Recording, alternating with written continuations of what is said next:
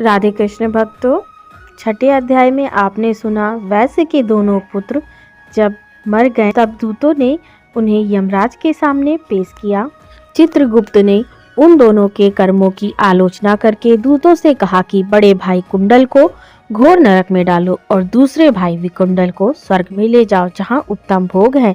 तब एक दूत तो कुंडल को नरक में फेंकने के लिए ले गया और दूसरा दूत बड़ी निम्रता से कहने लगा कि विकुंडल, चलो तुम अच्छे कर्मों से स्वर्ग को प्राप्त होकर अनेक प्रकार के भोगों को भोगो। तब विकुंडल बड़े विस्मय के साथ मन में संशय धार कर दूत से कहने लगा कि हे यमदूत, मेरे मन में बड़ी भारी शंका उत्पन्न हो गई, अतः मैं तुमसे कुछ पूछता हूँ। कृपा करके मेरे प्रश्नों का उत्तर दो। हम दोनों भाई एक ही कुल में उत्पन्न हुए, एक जैसे ही कर्म करते रहे। दोनों भाइयों ने कभी कोई शुभ कार्य नहीं किया, फिर एक को नरक क्यों और दूसरे को स्वर्ग किस कारण प्राप्त हुआ? मैं अपने स्वर्ग में आने का कोई कारण नहीं देखता। तब यमदूत कहने लगे कि विकुंडल, माता पिता पुत्र पत्नी भाई बहन से सब संबंध जन्म के कारण होते हैं और जन्म कर्म को भोगने के लिए ही प्राप्त होता है।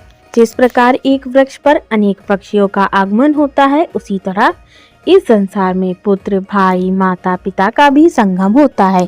इनमें से जो जैसे कर्म करता है वैसे ही फल भोगता है। तुम्हारा भाई अपने पाप कर्मों से नरक में गया, तुम अपने पुण्य कर्म के कारण स्वर्ग में जा रहे हो। तब विकुंडल ने आश्चर्य से पूछा कि मैंने जो आज जन्म कोई धर्म का कार्य नहीं किया, सदैव पाप में ही लगा रहा, मैं अपने पुण्य के कर्म को नहीं जानता। यदि तुम मेरे पुण्य के कर्म को जानते हो तो कृपा करके बताइए। तब देवदूत कहने लगा कि मैं सब प्राणियों को भली भांति जानता हूँ, तुम नहीं जानते। सुनो, हरिमित्र का पुत्र सुमित्र नाम का ब्राह्मण था, जिसका आश्रम यमुना नदी के दक्षिणोत्तर दिशा में था। उसके साथ जंगल में ही तुम्हारी मित्रता हो गई और उसके साथ तुमने 2 बार माघ मास में श्री यमुना जी में स्नान किया था। पहली बार स्नान करने से तुम्हारे सब पाप नष्ट हो गए और दूसरी बार स्नान करने से तुमको स्वर्ग प्राप्त हुआ। सो हे वैश्यवर, तुमने 2 बार माघ मास में स्नान किया है, इसी के पुण्य फल के फल से तुमको स्वर्ग प्राप्त हुआ है और तुम्हारा भाई नरक को प्राप्त हुआ है। दत्तात्रेय जी कहने लगे,